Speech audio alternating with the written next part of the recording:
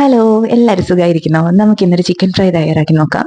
എല്ലാവരും ഒരു പരാതിയായിരിക്കും ചിക്കനൊക്കെ ഫ്രൈ ചെയ്ത് കുറേ നേരം കഴിയുമ്പോൾ ഇതങ്ങ് ഹാർഡായി പോകുന്നത്. ഇത് നമുക്ക് അത് നല്ല ക്രിസ്പി ആയിട്ട് ഇരിക്കുകയും ചെയ്യും, എന്നാൽ അകത്ത് നല്ല ജ്യൂസി ആയിരിക്കുന്ന ഒരു ചിക്കൻ ഫ്രൈ തയ്യാറാക്കി നോക്കാം. അതിനായിട്ട് ആദ്യം തന്നെ കുറച്ച് ബോൺലെസ് ചിക്കൻ എടുക്കുക. നിങ്ങളുടെ ആവശ്യത്തിനനുസരിച്ച് എടുക്കുക കേട്ടോ. ഞാനിവിടെ ഒരു 1/2 കിലോയുടെ അടുത്ത് ബോൺലെസ് ചിക്കനാണ് എടുത്തിരിക്കുന്നത്.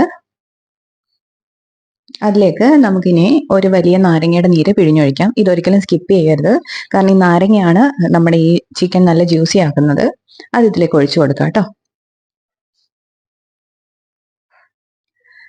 ഇനി നമുക്ക് വേണ്ടത് ഇഞ്ചി വെളുത്തുള്ളി പേസ്റ്റ് ആണ്. അതോടെ നമുക്ക് ചേർത്ത് കൊടുക്കാം. ഒരു 2 ടീസ്പൂൺ വീതം രണ്ടും ചേർക്കുന്നുണ്ട്.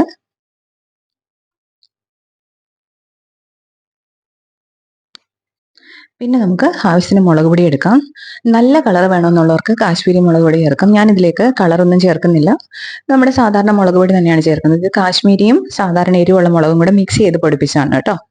ഇനി നമുക്ക് വേണ്ടത് ഒരല്പം മഞ്ഞൾപ്പൊടി, അതൊരു ഇട്ട് കൊടുക്കാം. ഇനി വേണ്ടത് ഗരം മസാലയാണ്, അതൊരു ടീസ്പൂൺ ഇട്ട് കൊടുക്കാം. ഇനി നമുക്ക് ഇതെല്ലാം കൂടി നന്നായിട്ടൊന്ന് മിക്സ് ചെയ്ത് കൊടുക്കാം. അതിനുശേഷം ആവശ്യത്തിന് ഉപ്പിടുക.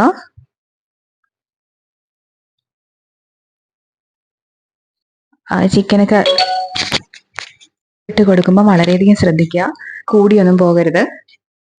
ഇനി നമുക്ക് വേണ്ടത് ഇതിലേക്ക് ആവശ്യത്തിനുള്ള കോൺഫ്ലോർ ആണ്. നമ്മുടെ ഈ ചിക്കൻ നല്ല ക്രിസ്പി ആയിരിക്കണ്ടേ, അതിന് വേണ്ടിയിട്ട് 2-3 ടീസ്പൂൺ കോൺഫ്ലോർ ഇട്ട് നന്നായിട്ട് മിക്സ് ചെയ്തിട്ട് ഒന്ന് അടച്ച് ഫ്രിഡ്ജിൽ വെക്കുക, റെസ്റ്റ് ചെയ്യാൻ വേണ്ടിയിട്ട്. ഒരു 3 മണിക്കൂറെങ്കിലും വെക്കണം കേട്ടോ, അപ്പോഴാണ് നമ്മുടെ ഈ മസാലയെല്ലാം നന്നായിട്ട് പിടിക്കത്തുള്ളൂ.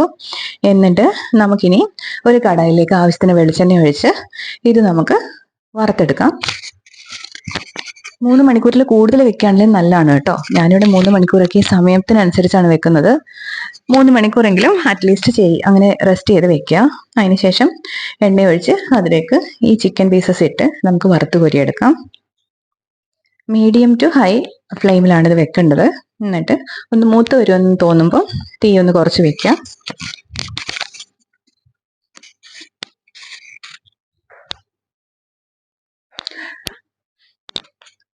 നിങ്ങൾക്കൊക്കെ ചിക്കൻ ഫ്രൈ ആണോ ചിക്കൻ കറിയാണോ ഇഷ്ടം? എനിക്ക് ചിക്കൻ സ്റ്റ്യൂ ആണ് ഏറ്റവും ഇഷ്ടം കേട്ടോ.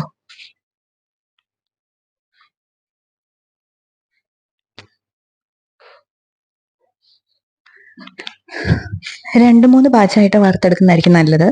നമുക്ക് ഈ ചിക്കനൊക്കെ വറുത്ത എണ്ണ പിന്നെ അധികം യൂസ് ഇല്ലല്ലോ, അതുകൊണ്ട് വളരെ കുറച്ച് എണ്ണയിൽ ചെയ്തെടുക്കാൻ നോക്കുക. അതുകൊണ്ടാണ് ഞാനിവിടെ 2-3 ബാച്ചായിട്ട് ചെയ്യുന്നത്. ഇപ്പം എല്ലാം ഒരു സൈഡൊന്ന് മൂത്ത് വന്നിട്ടുണ്ട്, ഞാൻ എല്ലാം ഒന്ന് തിരിച്ചിട്ടിട്ടുണ്ട്. എന്നിട്ട് നല്ല മൂത്ത് വരുമ്പം അത് നമുക്ക് കോരിയെടുക്കാം. ഇനി ഇതേ എണ്ണയിലേക്ക് തന്നെ കുറച്ച് വെളുത്തുള്ളി ചതച്ചതും കുറച്ച് കറിവേപ്പില എല്ലാം കൂടെ നമുക്ക് വറുത്ത് കോരി ഈ ചിക്കൻ വറുത്തതിൻ്റെ കൂട്ടത്തിലിടാം. അത് നല്ല ടേസ്റ്റാണ് അത് കഴിക്കാനായിട്ട്. അപ്പം ഈസി അല്ലേ വീഡിയോ, നിങ്ങൾ എല്ലാവരും ട്രൈ ചെയ്ത് നോക്കുക. ഇനി നമുക്ക് ഈ എണ്ണയിൽ തന്നെ ബാക്കിയുള്ള ചിക്കൻ പീസസും വറുത്തെടുക്കാം. ഇത് നല്ല ക്രിസ്പിയാണ്, അതോടൊപ്പം തന്നെ അകത്ത് നല്ല ജ്യൂസിയാണ്. ഇത് ഹാർഡായി പോകില്ല കേട്ടോ. അപ്പോൾ എല്ലാവരും ട്രൈ ചെയ്ത് നോക്കിയിട്ട് ഫീഡ്ബാക്ക്സ് അറിയിക്കണം. അപ്പോൾ എളുപ്പമല്ലേ വീഡിയോ? നമ്മുടെ ചാനൽ ഇഷ്ടപ്പെടുകയാണെങ്കിൽ എല്ലാവരും ചാനൽ ഒന്ന് സബ്സ്ക്രൈബ് ചെയ്തേക്കണം. അതുപോലെ തന്നെ നോട്ടിഫിക്കേഷൻസ് കറക്റ്റായിട്ട് കിട്ടാൻ വേണ്ടിയിട്ട് ആ ബെല്ലൈക്കണോട് ഒന്ന് ക്ലിക്ക് ചെയ്തേക്കണം കേട്ടോ. അപ്പം നമുക്ക് നാളെ വേറൊരു വീഡിയോയിലൂടെ ഇനിയും കാണാം. ബൈ.